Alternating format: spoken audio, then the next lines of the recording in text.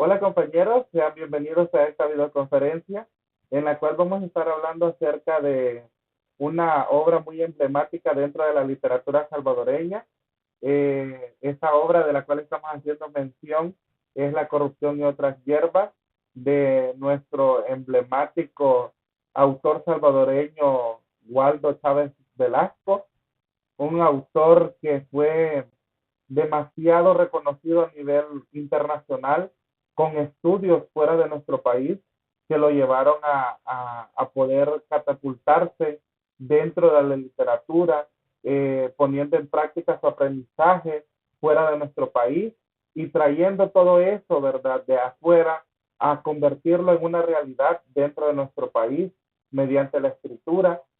Y también vamos a estar hablando acerca de cómo vivimos este contexto, cómo nosotros podemos ir adaptando todo lo que sucedía en aquel entonces, todo lo que se plasmó dentro de esa obra y cómo nosotros vamos a ir contextualizándolo a lo que estamos viviendo actualmente.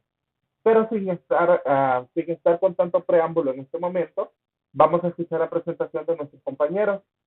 Y para empezar, pues quiero enfatizar que nosotros somos estudiantes de la licenciatura en lenguaje y literatura y actualmente estamos cursando literatura latinoamericana. Así que en esa vía de aprendizaje de este programa de estudios es que nosotros estamos realizando esta tertulia literaria acerca de esta obra. Así que mi nombre es Eduardo Damas y voy a estar funcionando como moderador en esta tertulia que tenemos planeada para esta sesión, esta que va a ser de mucho aprendizaje, de mucho conocimiento, y vamos a escuchar a los compañeros.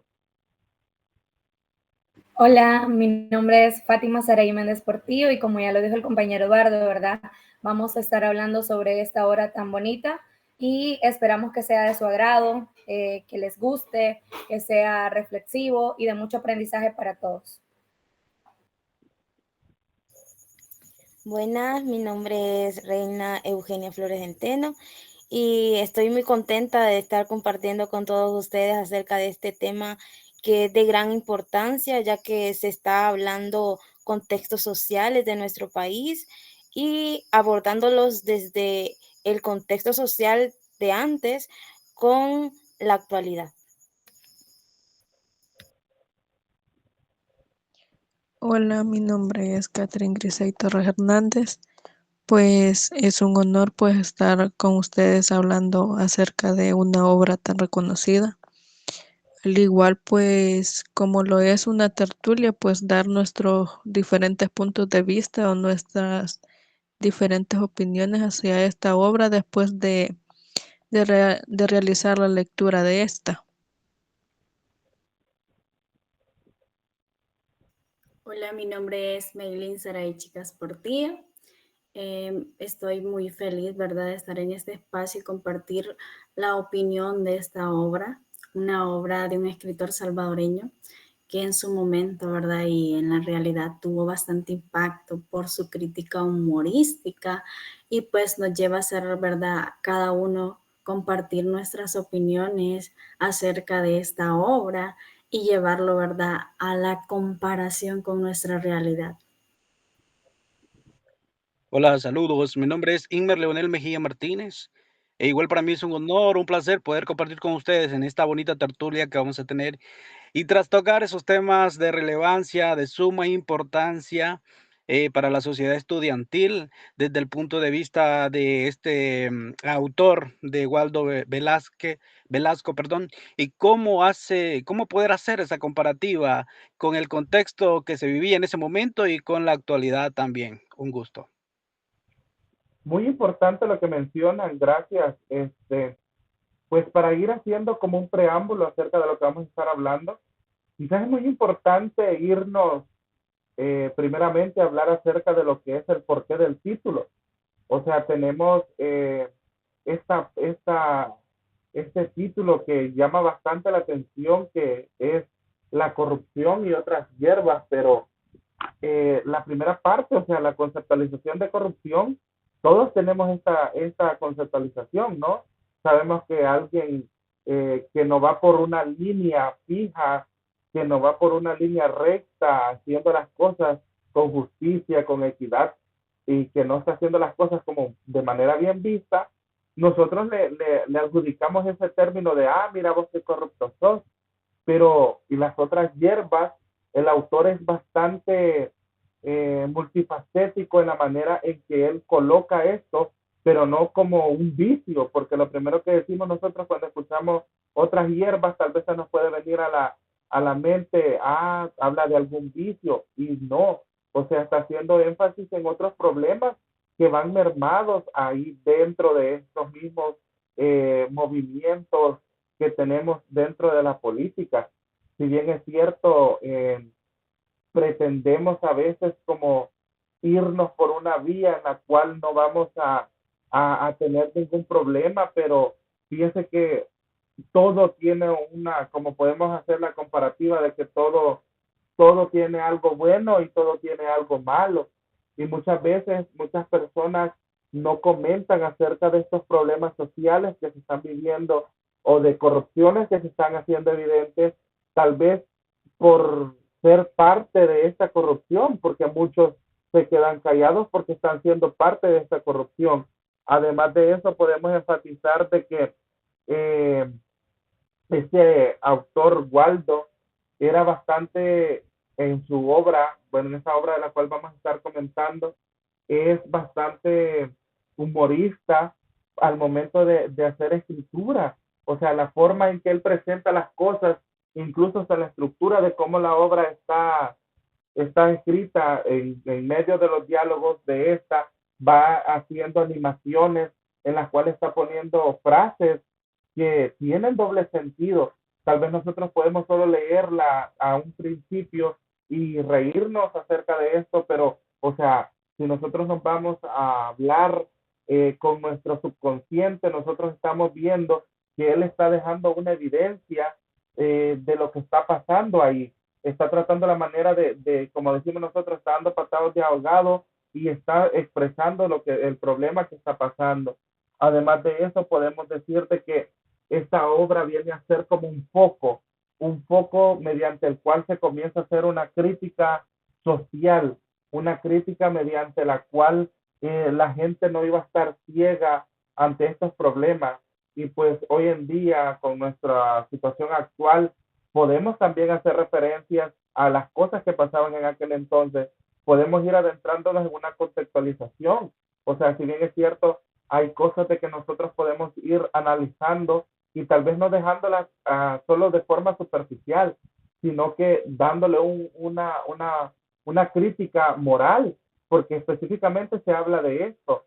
Cuando nosotros tenemos o tendemos a caer en una corrupción, estamos haciendo presa fácil de perder nuestros valores morales, de que nosotros nos veamos tentados por la deshumanización que llegamos a tener, porque no pensamos en otros, sino que solo estamos pensando en nosotros mismos, en nuestro beneficio.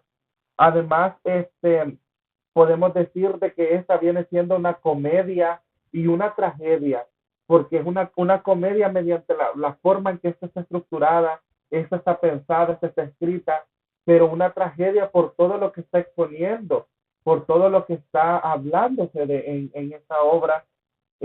Además de eso, podemos decir que viene a ser una crítica hacia la justicia. ¿Por qué? ¿Por qué una crítica hacia la justicia? Cuando nosotros nos deshumanizamos, estamos perdiendo nuestro subconsciente, nuestra forma de ver el mundo de forma ética, estamos perdiendo nuestra ética, nos estamos viendo injustos, no estamos siendo justos con los demás y nos estamos poniendo por delante de todo, cosa que no deberíamos de hacer porque tenemos que tener en cuenta de que los demás van a estar siempre allí de la mano y que son parte de, si no los debemos de ver como excluidos en este proceso, sino que nosotros tenemos que ser parte de. Además de eso, también abarca temas morales. Estos temas morales se ven en las actitudes, en las formas, en las representaciones.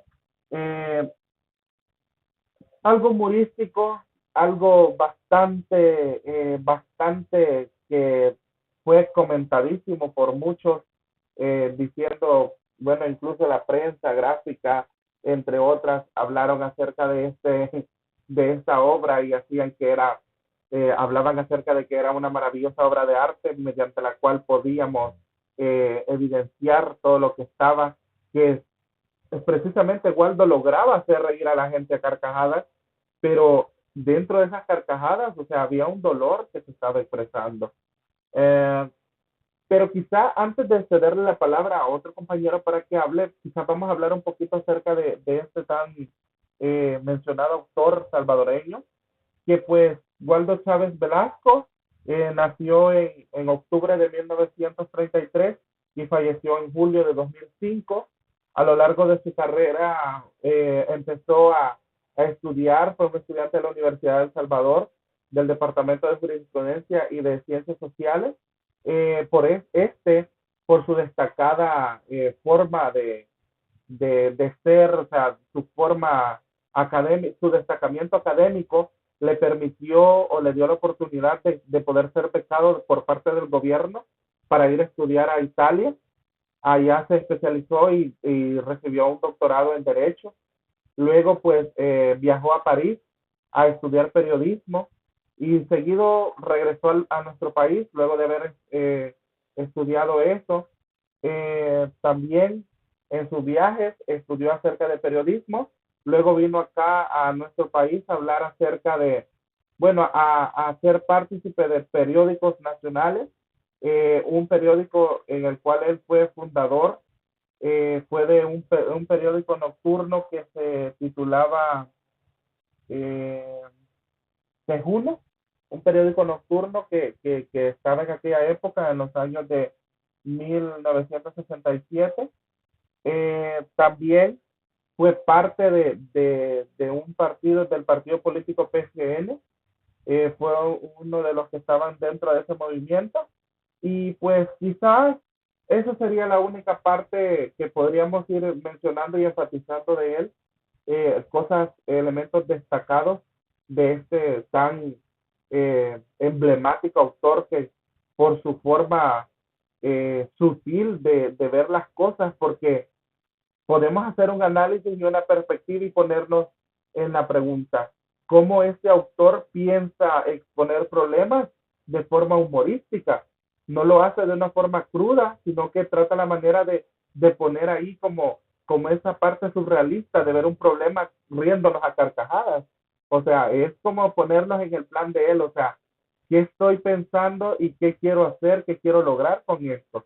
Así que, para no extenderme tanto, quizás le cedería la palabra a cualquiera que podamos conversar, porque esto quizás no se trata solo de estarme escuchando a mí, solo de estar escuchando a Grisey, sino que se basa en que estemos conversando, en que estemos comentando, opinando y tratando la manera de ir cayendo en cuenta de qué es lo que queremos hablar de este autor y de esta obra.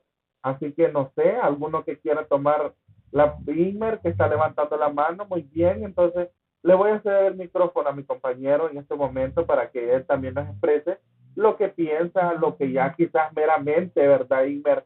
Profundizándonos en la lectura de la obra y quizás ahí también vamos a ir haciendo referencias y citando de forma textual para argumentar, para hacer un buen argumento, no de forma tan superficial como quizás de momento lo llevamos, pero ya lo vamos a ir haciendo. Así que le cedo el micrófono a Inmer. Sí, por supuesto, muy de acuerdo. Esa forma de expresarse sí es muy, muy satírico, es muy, muy gracioso en algunas partes, en algunos puntos. Aunque reconozco que hay unos chistecitos ya algo desfasados, pero que sin embargo es para tratar de dar a entender una realidad que en ese momento, pues, es una etapa muy difícil, un contexto muy difícil, había guerra, no podías decir algo así por así, eras perseguido, esas secuelas, ¿no? Que te deja los gobiernos, las dictaduras militares, esos procesos, conflictos internos de guerra. Pero cuando este autor habla sobre, por ejemplo, de corrupción, No, y sobre la todo corrupción, ya sabemos. la parte esta en la que él nace meramente cuando estaba en la dictadura de Martínez, algo que lo marca a él desde sus inicios, desde su infancia. Sí, correcto. La corrupción es un tema muy endémico en El Salvador, que ha estado presente desde mucho tiempo. La corrupción en el país, lastimosamente, lamentablemente, se ha institucionalizado. Se ha institucionalizado. Lo deja ver claramente en el desarrollo de esta obra cuando lleva a ministro, a aspirantes a ministro de Educación, de Salud, de Justicia, personas ineficientes que no están aptas, por supuesto, para desempeñar estos cargos. Y esto lo hemos podido ver. Y cuando habla de otras hierbas, desde mi punto de vista, creo que hace referencia a esa cantidad a esas situaciones que se van presentando después de nepotismo, de engaños, incluso recordemos que la sociedad salvadoreña ha estado marcada por toda una cantidad de mentiras y de engaños. ¿Qué dijo, por ejemplo, la dinastía Meléndez Quillones allá por 1913, 1927? Se extendió 14, estuvo 14 años en el poder. ¿Qué dijo? Que íbamos a ser la Bélgica de Centroamérica. Fue una gran mentira. Fue una familia que se mantuvo en el poder para beneficiar a la oligarquía salvadoreña cafetalera. Luego, allá por 1960, cuando se introducen estos modelos de modernización, ¿qué fue que nos dijeron? Con Duarte, ¿qué fue que nos dijeron? Que íbamos a ser el Japón de Centroamérica. Luego venimos a la actualidad, trasladándonos a la actualidad, ¿qué nos han dicho? Que vamos a ser la Suiza de Centroamérica. Entonces, cuando hablamos de otras hierbas, la sociedad salvadoreña ha estado marcada por una cantidad de situaciones, de mentiras, de engaños, y es una narrativa que se ha mantenido en el tiempo y que les ha permitido, pues, a los políticos una gran cantidad de poder, ¿verdad? Que al final vienen a terminar en temas de corrupción, ¿verdad? Hemos sido víctimas de las dictaduras militares. Ahorita el contexto actual nos está llevando a un autoritarismo. eh, ¿Qué pasa, por ejemplo, en sociedades como Argentina? Allá donde el promedio de escolaridad es el mínimo es de bachillerato. Allá, por ejemplo, Milei no tiene todo el poder. La población no le ha dado todo el poder a él porque entienden de que eso es un peligro para la sociedad, que una sola persona concentre el poder. Entonces, la corrupción se ha institucionalizado en el país. Es un peligro que la Corte Suprema de Justicia no pueda tener independencia, es un peligro de que la Asamblea Legislativa no pueda tener independencia, es un peligro de que el fiscal general de la República, por ejemplo, no pueda tener independencia. Y fíjate, Entonces, y fíjate que tal vez de eso que estás mencionando vos, podemos decir la parte en la que este autor nos presenta de ver esa perspectiva, que yo no hablo, yo no me meto o me centro en un tema porque sé que me conviene mejor quedarme callado. O sea, yo estoy viendo, evidenciando el problema de lo que está pasando, pero no tengo como el valor de hablarlo, porque al final, en parte eso me beneficia a mí. Y eso es lo que está pasando, incluso que pasaba dentro de todo eso, de que, o sea, lo que vemos en los ministerios, ¿verdad? De que yo veo que lo corrupto me favorece, entonces no voy a hablar. Ajá, Fátima, que también tiene levantada la mano. Lo que están hablando ustedes, ¿verdad? Que normalmente nosotros el concepto de corrupción lo vemos como el abuso de poder público, ¿verdad?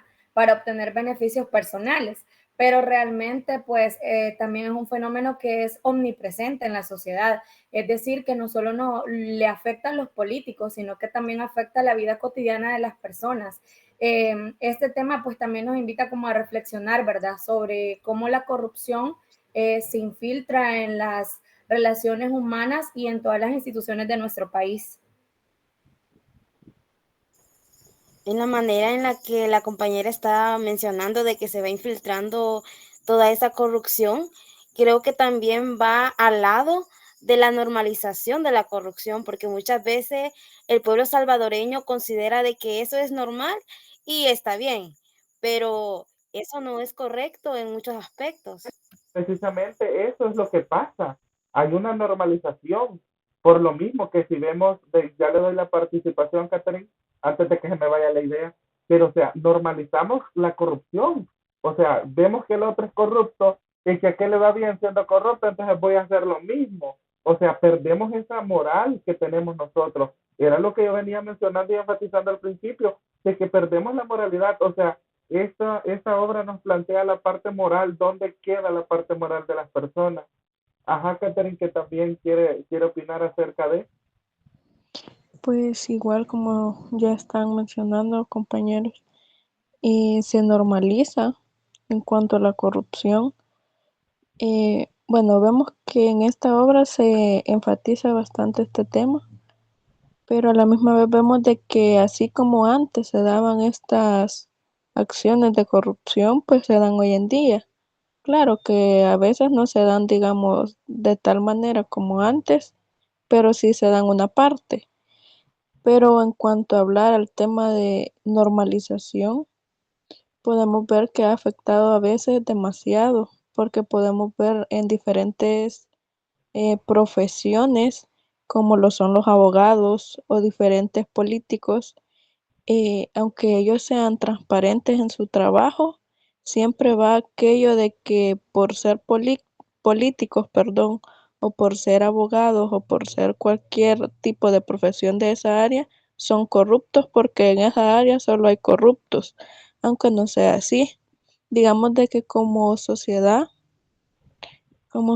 ya estamos, digamos, normalizando de que solo porque trabajan en esa área son, son corruptos o digamos se prestan a hacer corrupciones en el área, por así decirlo. eh, y enfatizando en esto, me llamó la atención pues una como animación, un apartado que tenía la obra que hablaba de que San Pedro iba a demandar a Satanás. Entonces, y le decía San Pedro que lo iba a demandar porque no sé qué. Entonces, y Satanás le decía de que cómo iba, digamos, a hacer esa demanda si él contaba con todos los abogados. Entonces podemos ver de que en esta profesión, digamos, desde el momento que se dice, es que soy abogado y no sé qué, es corrupto, porque hasta la misma obra lo enfatiza.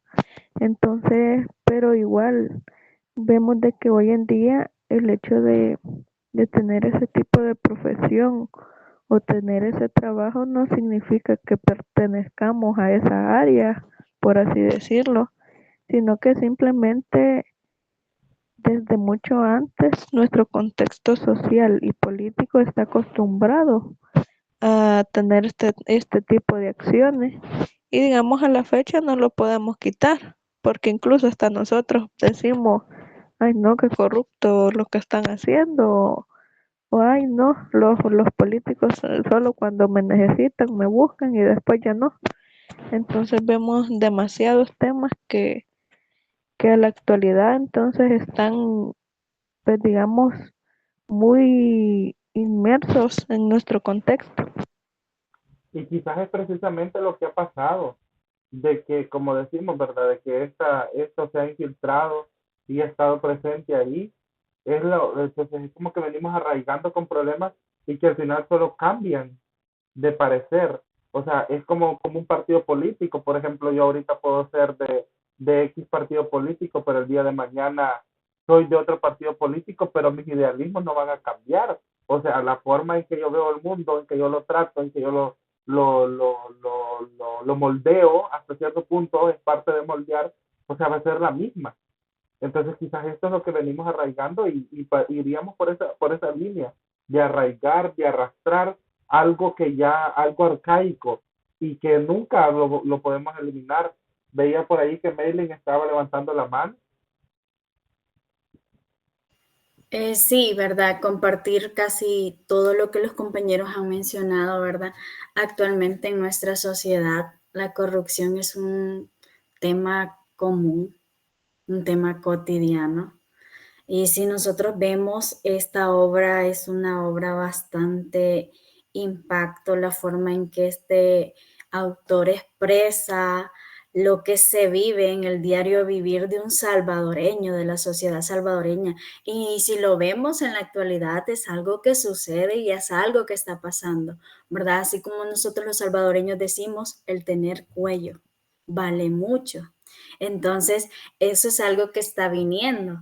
Ahora veamos lo de la obra, una obra llamada Corrupción y la Hierba. Prácticamente es una obra que si nosotros la buscamos en internet no aparece. ¿Por qué? Porque la influencia, el impacto de la obra fue grande por la forma en que el actor se expresó. Entonces podemos ver, ¿verdad?, que dentro de la obra no solo nos lleva a nosotros a hacer una crítica sobre aquel tiempo, sobre aquella época, sino sobre la actualidad. Nosotros como seres humanos, ¿verdad?, prácticamente ya estamos acostumbrados a la corrupción del día a día. ¿Por qué? Porque nosotros claramente, como todos lo mencionaron, o sea, nosotros prácticamente hemos caído en el tema de corrupción. ¿Por qué? Porque muchas veces nosotros como ciudadanos, nosotros como seres humanos buscamos el qué, buscamos que nos beneficiemos. Y si por beneficiarnos nosotros tenemos que ser corruptos, lo somos. Entonces es ahí, ¿verdad?, donde nosotros vemos que a medida la obra vamos avanzando con la lectura, vamos viendo temas de nuestra actualidad. Por ejemplo, a mí me llamó la atención en cierta página donde Jorge dice que el señor que se casó con Elena es un triunfador. Entonces, haciendo referencia como que nosotros las mujeres somos un trofeo.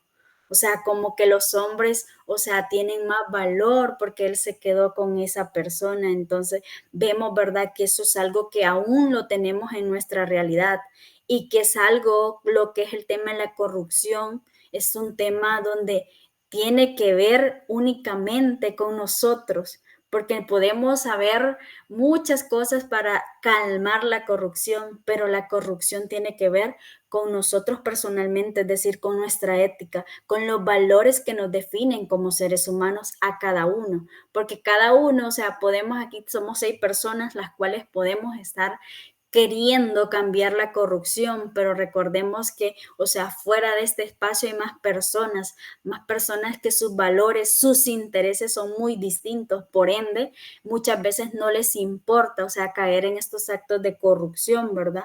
Entonces es bastante bonita e interesante, ¿verdad?, ver que una obra salvadoreña, que un escritor salvadoreño tenga esta relevancia en este tema tan importante, tan esencial para la sociedad. No, y fíjate que quizás, bueno, lo que hemos estado mencionando, ¿va?, la importancia de la contextualización y es el poder de la lectura. O sea, mediante nosotros somos unos lectores críticos, vamos viendo las semejanzas que existen a nuestro alrededor dentro de una lectura. Y esto viene a ser bastante, bastante fuerte al momento, como tú misma lo mencionas, o sea, mediante vamos avanzando en la lectura, nos vamos metiendo en aquella situación y vamos viendo que lo único que ha cambiado es la forma de cómo se ve la misma situación, porque está presente. Entonces veía que Fátima por ahí levantaba la mano también, no sé si tiene alguna participación. Sí, comparto la opinión de Maylin, ¿verdad? Muy acertada, la verdad, en el sentido que ella menciona que la corrupción ya es como un tema común, ¿verdad?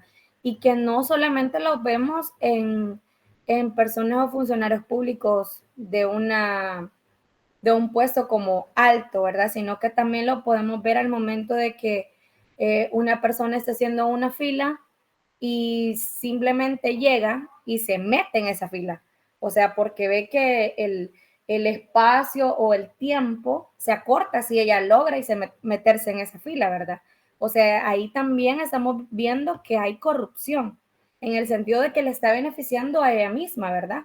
Porque no está haciendo toda esa fila, digamos, de 50 personas, sino que se logra infiltrar. Por ejemplo, digamos, en el número 10, se acorta el tiempo de espera, es un beneficio para ella, ¿verdad? Entonces, estoy bien de acuerdo con Meili en ese sentido, pero que uno solo no puede hacer la diferencia, pero nosotros como docentes tenemos como esa responsabilidad de nuestros alumnos y de la mano de los padres, ¿verdad? Porque no solo nosotros tenemos como ese deber, sino que también dentro de la familia, los valores que nosotros podemos inculcar en nuestros hijos, en nuestros alumnos, desde el momento de su primera infancia, ¿verdad? Desde el momento de la concepción, ellos ya perciben su entorno. Entonces nosotros también tenemos una responsabilidad en ello y haciéndoles recalcar, ¿verdad? Que con cualquier cosa así, por tan insignificante que sea, si el niño va creciendo con eso de que, o sea, mi mamá se metió a la fila, entonces yo lo voy a seguir haciendo. Y va a crecer de esa forma, llega un momento en que tal vez en un futuro él quiera ser alcalde, él quiere ser presidente, pero como ha venido arrastrando todas esas cuestiones que tal vez en ese momento no eran tan graves, ¿verdad? Pero al momento de tener un poder, ya pueden ser como más marcadas, ¿verdad? Y lo veíamos en el primer acto. No sé si ustedes lo leyeron en la escena número 2, en el hijo de Antonio, si no me equivoco, Jorge, ¿verdad? Que como Antonio era uno de los personajes que estaba como dictado a ser presidente, si no me equivoco, y cómo él veía a las mujeres como que por tener ese poder o por lo que quería ser, estaba para presidente, él podía como que tener a la mujer que se le plazca, ¿verdad? Entonces, ese es un tema como bien común y lo decía creo que Grisey, ¿verdad? Que a veces las personas que tienen cierto puesto tratan de ver de menos a las personas que no tenemos tal vez un rango económico al nivel de ellos, ¿verdad? Entonces, esa es mi opinión. No, y también fíjate que lo importante de algo que enfatizas vos con el ejemplo que mencionabas de la fila, también podemos ir mencionando el ejemplo de que, supongamos ahorita, yo soy el alcalde, Mailing es mi sobrina, vos sos mi hermana. O sea, yo solo porque ustedes son familiares mías, yo las voy a meter a trabajar, le voy a quitar la plaza a una persona que tal vez ya la tenía de antes y voy a venir yo y te voy a meter a trabajar a la alcaldía, te voy a creer algo fantasma, te voy a poner a hacer un trabajo que ni siquiera exista, te voy a poner en una planilla. O sea, todo eso es algo arraigado de una corrupción, pues. O sea, es un tema de que puchica, solo porque es mi familia, entonces, yo tengo el poder de meterte ahí y allí estamos evidenciando. Y pues, como ya lo mencionan, lo de este personaje, de cómo lo plantea Waldo, cómo irlo caracterizando, de que, o sea, lo vemos, pues, el hecho de que fulanito tenga una cosa, a él lo puede todo. Entonces, Imer, ¿te está levantando la mano? Sí, el tema de la corrupción, al parecer, que es un tema que nunca pasa de moda en El Salvador, en nuestra sociedad. Y Fátima lo dice claramente, o sea, tiene que ver mucho la educación con los valores, con los que vas creciendo, cómo te vas desarrollando. Les decía al principio que la sociedad salvadoreña tiene un promedio de educación entre sexto grado, séptimo grado. Y pues eso tiene que ver, eso influye bastante.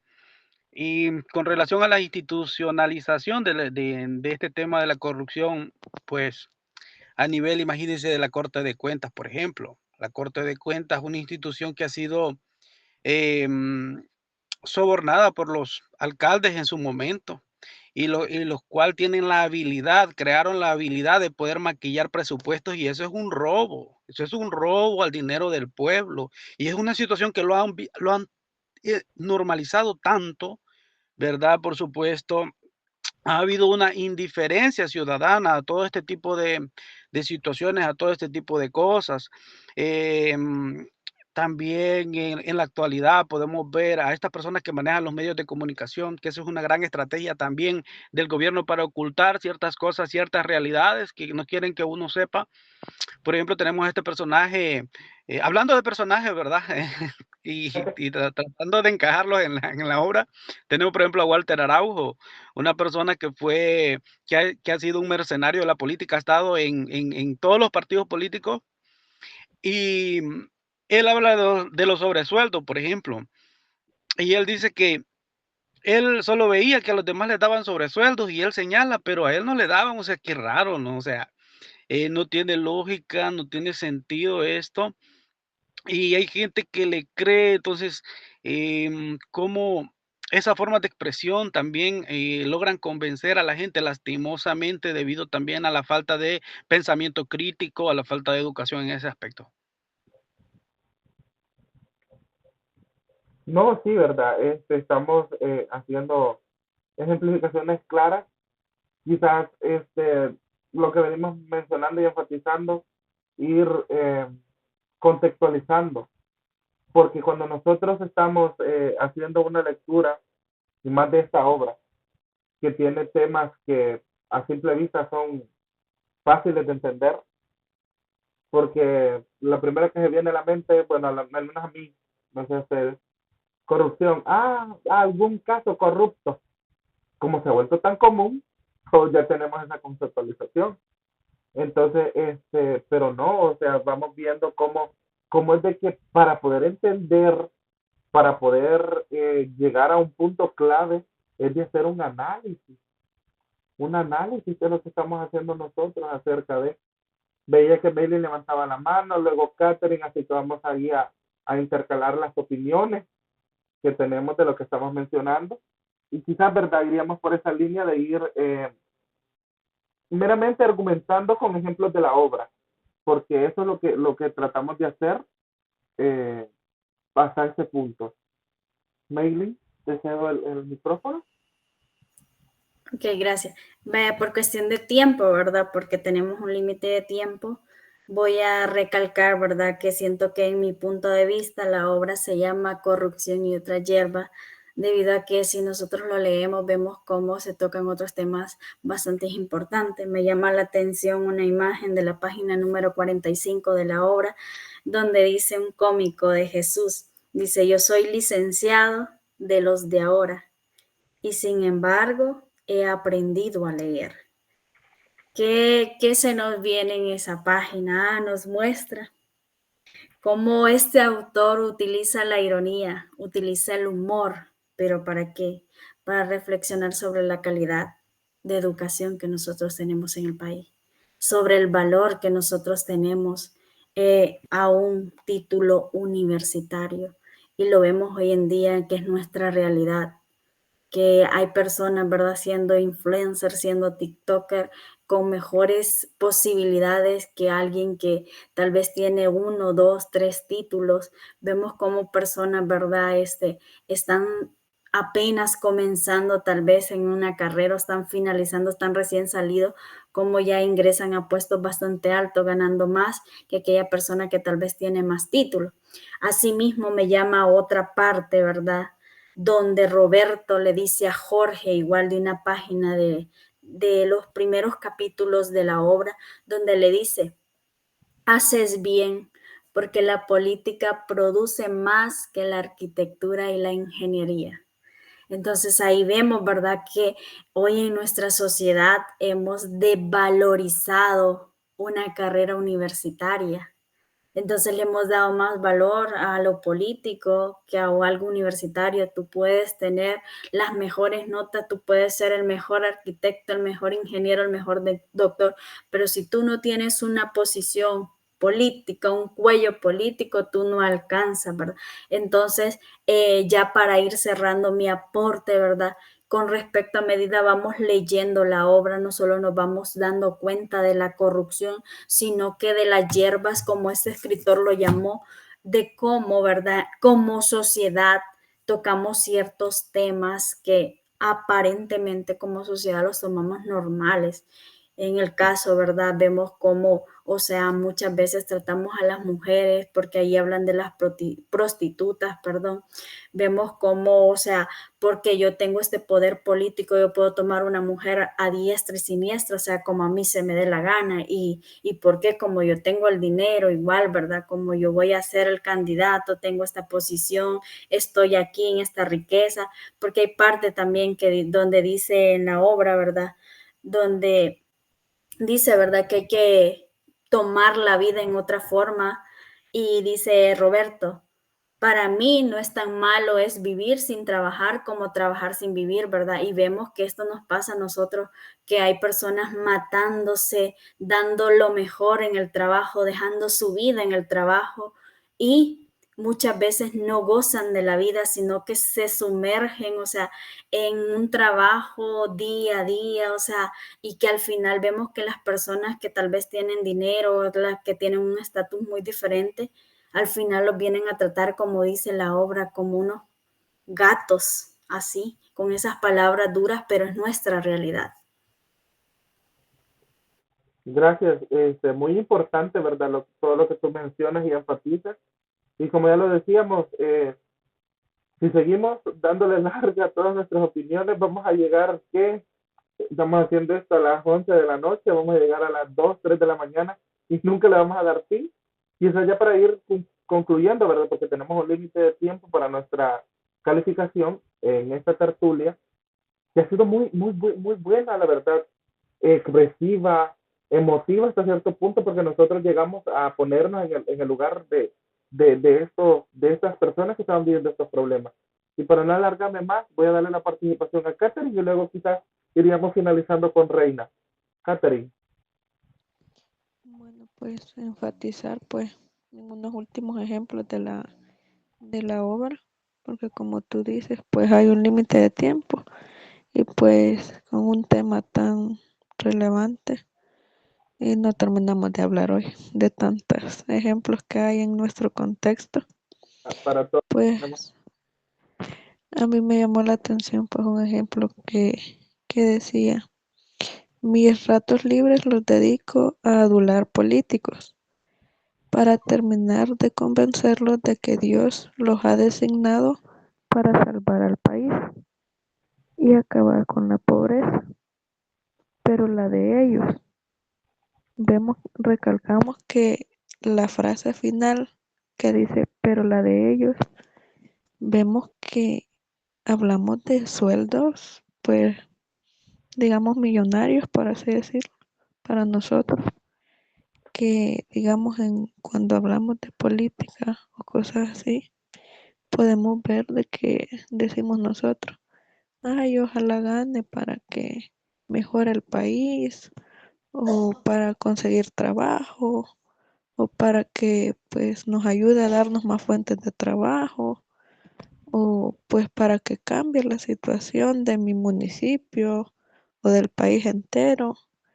Vemos de que en cada vez que digamos hay una elección política o cosas así, nosotros como ciudadanos o como la población en general, decimos, ay, ojalá que cuando gane el fulanito, cambie la situación del país y que ya no estemos tan pobres.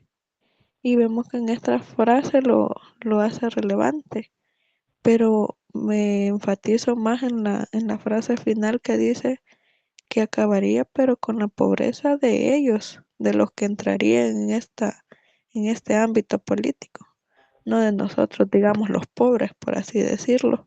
Lo que veníamos diciendo de que Mailing enfatizaba que se metían, o sea, para buscar el bien común, no quizá para ir buscando el bien de otra gente, sino que meramente la corrupción se va basando en eso. Pues es como cuando hablas del despegue económico de un ciudadano que comienza en probidad con 2.5 millones y que ahora compra propiedades de 9 millones, por ejemplo. La parte de la no está siendo criticado de que un camarógrafo del diputado gana más de $2,000 y nosotros como docentes, porque somos docentes en funciones, ¿no? Estamos ganando una minimidad comparado con eso. Quizás Entonces, esa iríamos, razón que la obra nunca va a pasar de moda. sí, así queríamos darle la participación a Reinita, quizás sería un poco breve, porque no es de tiempo, ¿verdad? No, apoyando la idea de la compañera Grisey, creo que la elocuencia de los políticos es muy fundamental que se da en la sociedad, ya que en la obra se presenta mediante el discurso que hace don Antonio y se lo presenta a su hijo Jorge, que él va presentando al pueblo grandezas y grandes promesas, ¿verdad? Y en la sociedad es lo primero que se mira para convencer al pueblo, ¿verdad? Otra de los contextos también que ya lo hemos mencionado es los aspirantes, ¿verdad? Esos aspirantes que ellos iban por el puesto, pero más bien por el acercamiento, ¿verdad? A un buen puesto. Uno de los aspirantes ni siquiera estaba seguro de qué puesto iba a ejercer. Y eso fue un poco más cómico, ¿verdad? Porque en cierto punto esos ministros no saben a lo que van, ¿verdad? Y esa en nuestra realidad que nos encontramos. Sí, Eh, de hecho la parte esta en la que la oposición, el gobierno, ¿verdad? Les decía a los puchabotones, a los diputados, porque se verán claramente, o sea, a veces no, lo que mencionábamos ya rato, es que los diputados tienen que, la Asamblea Legislativa tiene que estar bajo un mando.